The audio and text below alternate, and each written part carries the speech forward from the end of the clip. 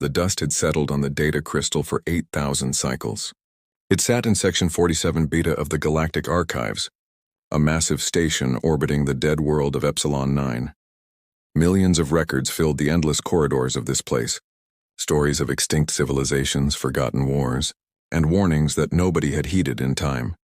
Archivist Keeper Morath ran 3 of his 6 appendages across the crystal's surface, clearing away centuries of neglect.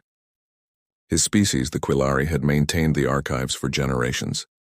They were a patient people, content to catalog the rise and fall of empires while remaining neutral in galactic affairs.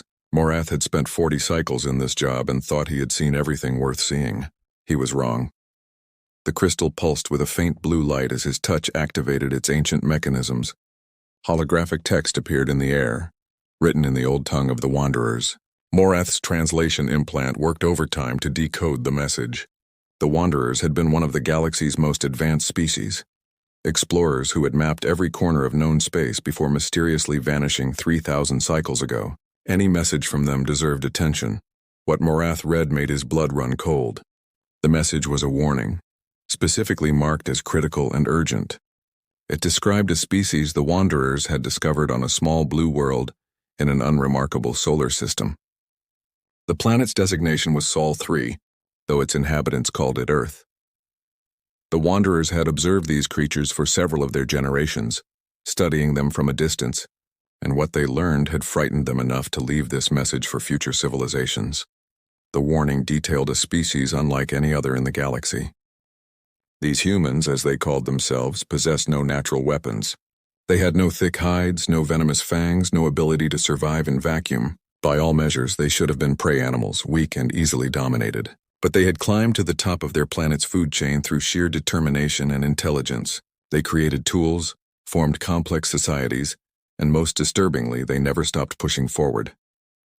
The Wanderers had documented humanity's history of warfare. Humans fought each other constantly, developing increasingly destructive weapons, but after each war they rebuilt. They learned.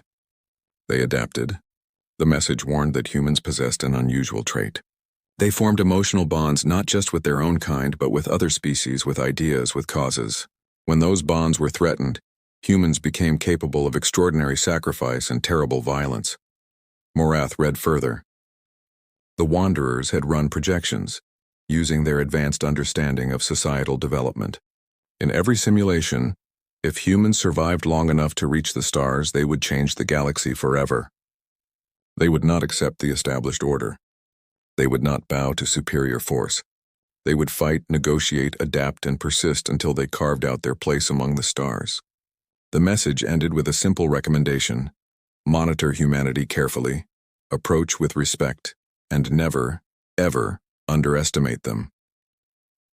The archivist sat back in his suspension field, his mind racing. 8,000 cycles had passed since this warning was recorded. Had humanity survived? Had they destroyed themselves in one of their wars? Or had they reached the stars as the Wanderers predicted? He needed to report this to the Galactic Council immediately.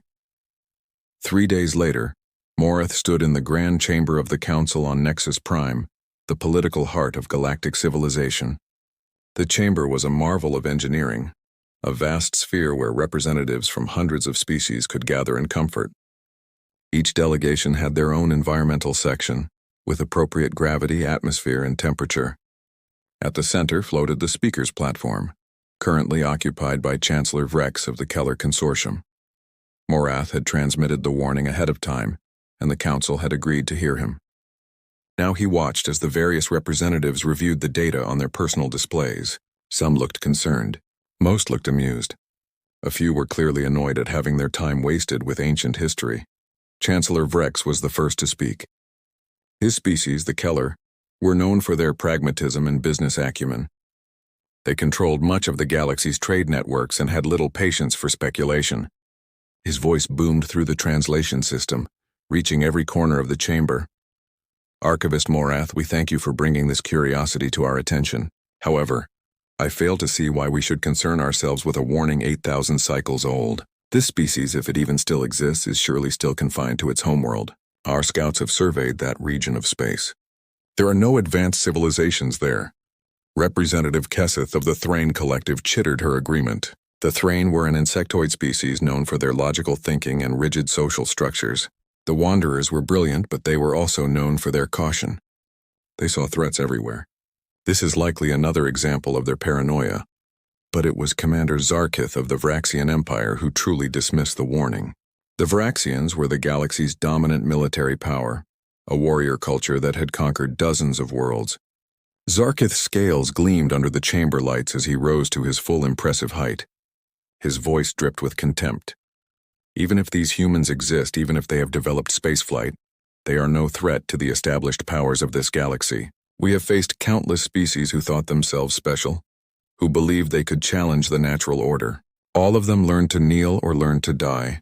If these humans appear, they will learn the same lesson. Morath tried to interject, tried to emphasize the specific warnings in the Wanderer text. But his voice was drowned out by the general agreement spreading through the chamber. The council had made up its mind. The warning was filed in the official records, marked as reviewed and dismissed. No action would be taken. No monitoring would be established. The galaxy would continue on its path, and if humans appeared, they would be dealt with like any other newcomer. As Morath left the chamber, he felt a deep unease. He had done his duty, delivered the warning, but something told him this dismissal would be remembered as one of the Council's greatest mistakes. 6 months later, and several thousand light-years away, Captain Elena Martinez stood on the bridge of the colony ship New Horizon. Behind her, in the vast cargo holds and habitat modules, 2,500 colonists slept in cryogenic suspension. They were humanity's hope, the first serious attempt to establish a permanent human presence beyond the solar system. Earth's nations had finally united for this purpose, pooling resources to build a ship capable of reaching a distant world with breathable atmosphere and stable climate. Elena was proud of her ship and crew. They had trained for 5 years, preparing for every conceivable problem. The journey would take 12 years, even with the advanced fusion drives that pushed New Horizon to a fraction of light speed. When they arrived at their destination, a world they had named Aurora, they would wake the colonists and begin building a new home for humanity. Navigation Officer David Park looked up from his console, his face pale. "Captain, we have a problem. Multiple ships approaching on intercept course. Their configuration doesn't match anything in our database." Elena's heart rate increased, but her voice remained steady. Her military training kicked in automatically. "Red alert. All senior staff to the bridge." David tried to establish communication. "Tactical, what are we looking at?" Tactical Officer James Okonkwo's fingers danced across his controls. 5 ships, Captain. Large, heavily armed. They're not broadcasting any identification signals, but they're clearly military vessels. They're moving to surround us. This was it. First contact with alien life. Every human had dreamed of this moment for centuries. But something felt wrong. The approaching ships moved with predatory precision, cutting off escape routes, boxing them in. This wasn't the behavior of curious explorers. This was a hunting pattern. The communication system crackled to life. The translation software struggled for a moment before resolving into understandable speech. The voice was deep, harsh, filled with casual arrogance. "Attention, primitive vessel. This is Commander Thrakis of the Vraxian Imperial Fleet. You have entered space claimed by the Vraxian Empire. Your ship and all aboard are now property of the Empire. You will shut down your engines and prepare to be boarded. Resistance will result in immediate destruction. You have 30 seconds to comply." Elena felt ice in her veins. The casual way this Commander Thrakis spoke about enslaving them, about claiming human beings as property, ignited something primal in her. She thought of the families sleeping below, of the children who would never see Aurora, of humanity's dream dying before it truly began. "Open a channel," she ordered. When David nodded, she spoke clearly. "Commander Thrakis, this is Captain Elena Martinez of the Earth vessel New Horizon. We are a peaceful colony ship on a mission of exploration. We did not know this space was claimed. We request safe passage to continue our journey, or we will alter course to avoid your territory." The response was laughter, cold mocking laughter that echoed through the bridge. "You request? You who have no weapons, no defenses, no power here? You do not request anything, you obey. Now shut down your engines or we will shut them down for you." Elena looked at her crew. She saw fear in their eyes but also determination. They were all military veterans, selected not just for their skills but for their courage. She made a decision that would echo across the galaxy. All hands, this is the captain. Battle stations. Engineering. I need every bit of power you can give me. Tactical arm everything we have. David, send a tight beam transmission back to Earth. Full details of this encounter. Let them know humanity has made first contact and it's not going well. James looked at her with surprise. Captain, we're a colony ship. We have mining lasers, construction drones, and a handful of kinetic defense systems for asteroids. Against military vessels, we fight, Elena interrupted. We're human. We don't surrender to slavers. We don't accept no when it comes to freedom. The Wanderers were right about us even if nobody listened. These Vraxians are about to learn what it means to threaten humans. The Vraxian ships opened fire.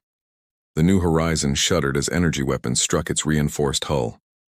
Alarms screamed throughout the ship as systems overloaded and hull breaches were detected in 3 sections. Elena gripped her command chair as the ship lurched violently to port, emergency thrusters firing to avoid the next barrage. Return fire, she commanded. All mining lasers target their lead ship's weapon systems. Launch construction drones with explosive charges attached. Make them think twice about getting close. The colony ship was never meant for combat, but humans had a long history of improvising weapons from tools. The industrial mining lasers designed to cut through asteroids focused their beams on the nearest Vraxian vessel. The alien ship's shields flared brightly, absorbing most of the energy, but Elena saw readings fluctuate. They could hurt these ships even if only a little. Commander Thrakis watched from his flagship with growing irritation. This should have been simple. Every species they encountered either surrendered immediately or died quickly. But these humans were actually fighting back with mining equipment. It was almost insulting. He opened a channel again, his voice darker now. You dare resist the Vraxian Empire? You seal your fate. Gunners disable their engines but keep the hull intact. These humans will serve in our mining colonies, and they will learn what happens to those who defy us. The Vraxian ships coordinated their attack with military precision. Energy beams sliced through space, striking New Horizons' engine section with devastating accuracy. The fusion drive sputtered and died, leaving the colony ship drifting helplessly. Secondary explosions rippled through the engineering decks. The ship's AI reported 40% hull integrity and falling. Elena knew they had minutes at best. She looked at her crew, saw the same realization in their eyes, and made the hardest decision of her life. David, is that transmission away? Yes, Captain. Tight beam to Earth, full encryption. They'll know everything that happened here. Good. Elena stood up, straightening her uniform. Listen to me, all of you. We're not going to let these aliens take our people. We're not going to let them use our technology. And we're sure as hell not going to let them think humanity is easy prey. She turned to James. Tactical, I need you to override the safeties on the fusion reactor. Set it to overload on my command. Understanding dawned on James's face, followed by grim acceptance. Aye, Captain. How long do you want? 5 minutes. Enough time for them to dock and board us. I want them close when we go. The Vraxian boarding clamps attached to New Horizons' hull with metallic thuds that echoed through the dying ship. Elena gathered her senior staff at the main airlock, each armed with whatever they could find.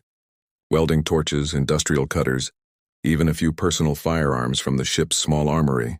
They would not die quietly. The airlock door exploded inward. Vraxian warriors poured through. Massive reptilian creatures covered in thick scales that served as natural armor. They carried weapons that crackled with deadly energy. They moved with the confidence of predators who had never truly been challenged. The humans opened fire immediately. Bullets ricocheted off Vraxian scales, but a few found gaps in the natural armor. Mining lasers, set to maximum power, burned through shields at close range. 2 Vraxians fell before the rest adapted, using their superior strength and armor to push forward. Elena faced Commander Thrakis himself. The Vraxian commander towered over her, easily twice her size, covered in battle scars that spoke of countless victories. He looked down at her with something like amusement in his yellow eyes. So much effort for nothing. Your ship is dead. Your people will be slaves. You fought bravely for primitives, but bravery means nothing against power. Elena smiled, and it was not a pleasant expression. You're right about one thing. Our ship is dead, but so are you. She held up a small device, her finger poised over a single button. This is the detonator for our fusion reactor. In about 90 seconds, this entire ship is going to become a small sun. Your vessels are still docked with us. You'll all die here along with us." For the first time, Thrakus looked uncertain. He had conquered 17 species in his career. None had ever been willing to destroy themselves just to take him with them. His tactical implant was already screaming warnings about the reactor readings from New Horizons' engineering section. The human wasn't bluffing. "You're insane," he hissed. "You would kill your own people?" "They're already dead, according to you," Elena replied calmly. "You said it yourself. Slavery or death. Well, we choose death on our terms, and we're taking you with us." She looked directly into his eyes. "Go home, Commander. Tell your empire what happened here. Tell them humans don't surrender. Tell them we'd rather die than kneel. Maybe next time they'll think twice." Thrakus made a calculation. His warrior pride demanded he stay and finish this, but his survival instinct was stronger. He had perhaps 60 seconds to get his ships clear. It wasn't enough time to properly disengage the boarding clamps, but it might be enough to get far enough away to survive the blast. "Fall back," he roared to his warriors. "Emergency departure now." The Vraxians retreated in chaos, something they had never done before. They scrambled back to their ships, cutting through the boarding tubes with plasma torches rather than properly disengaging. 3 of their 5 ships managed to pull away and activate emergency thrusters. The other 2 were still too close when New Horizons' fusion reactor went critical. The explosion lit up the darkness of space like a newborn star. The blast wave caught the 2 nearest Vraxian ships, tearing through their shields and crushing their hulls like paper. The other 3 ships survived but were badly damaged, their shields depleted and systems failing. Commander Thrakus watched from his flagship as the debris cloud expanded, taking with it the human colony ship and everyone aboard. He had lost 2 ships and nearly 300 warriors to a single unarmed colony vessel. It was humiliating. It was unprecedented, and it could never be reported accurately. The High Command would strip him of rank for losing to primitives. Better to file a different report, one that said they had encountered a derelict ship that exploded accidentally during salvage operations. But as his fleet limped away toward Vraxian space for repairs, Thrakus couldn't stop thinking about Captain Martinez's eyes. She had looked at him without fear, had smiled at her own death as long as it meant taking him with her. What kind of species produced such individuals? What kind of people would rather die than submit? He ordered his communications officer to send the fabricated report, omitting any mention of humans or Earth. The official record would show nothing unusual about this sector. The High Command would never know what happened here. It was better that way. Safer. What Thrakus didn't know was that the New Horizons' final transmission had been received. 6 months later, traveling at light speed across the vast distances of space, that message arrived at Earth's Defense Command headquarters in Geneva. Admiral Chen Wei read the report 3 times, watching the attached video recordings that New Horizons' external cameras had captured before power failed.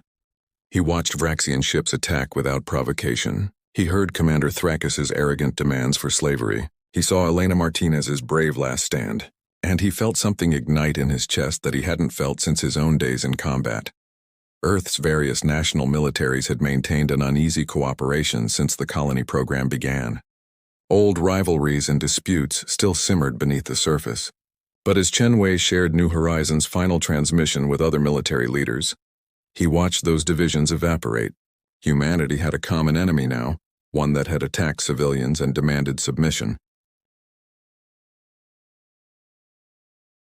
The emergency session of the United Earth Council lasted 18 hours. Representatives from every nation watched the recordings, read the reports, and came to the same conclusion. Humanity would not hide. They would not hope the aliens forgot about them. They would prepare, they would arm themselves, and when the time came, they would respond. "We need time," said General Sarah Kamani of the African Union. "Our fastest ships take years to reach nearby stars. We don't have faster-than-light travel. How do we fight an enemy that can cross the galaxy?" Chen Wei pulled up classified files on his display. "We've been working on something. A project that was purely theoretical until now. The New Horizon incident gives us justification to accelerate development." He shared the files with the Council. "We call it the Phantom Drive. It doesn't move ships faster than light, but it makes them invisible to most forms of detection. We can't outrun these aliens, but we can hide from them, and we can strike when they least expect it." Over the next 2 years, humanity transformed. Every resource, every brilliant mind, every industrial capacity was directed toward a single goal: making sure what happened to New Horizon never happened again. Phantom drive technology advanced rapidly. Weapon systems were miniaturized and improved. Most importantly, humanity developed a new military doctrine based on one simple principle: never fight fair. The Vraxians expected honor in combat. They announced their presence. They challenged opponents directly. They followed strict rules of engagement. Humans had no such traditions when it came to defending their survival. They would strike from darkness, hit supply lines, avoid direct confrontation, and use every dirty trick accumulated from thousands of years of human warfare. The Ghost Fleet launched 3 years after New Horizons' destruction. 20 ships, each equipped with Phantom drives and manned by volunteers who knew they might never return home. Their mission was simple: find Vraxian military installations and make them pay for what they did. Captain Marcus Webb commanded the lead ship, a destroyer-class vessel named Retribution. He had studied every piece of intelligence Earth had gathered about the Vraxians. He knew their patrol patterns, their communication protocols, their military doctrine, and he knew their weakness. They had never faced an enemy willing to fight without honor. The Ghost Fleet's first target was a Vraxian listening post on the edge of their territory. The installation monitored a dozen star systems, serving as an early warning system for the Empire. It was lightly defended, considered a safe posting for junior officers gaining experience. Retribution approached in total silence. Phantom drive active, heat signatures masked, even their hull painted to absorb sensor waves. They drifted like a piece of space debris until they were within weapons range. Then Marcus gave the order: all batteries fire.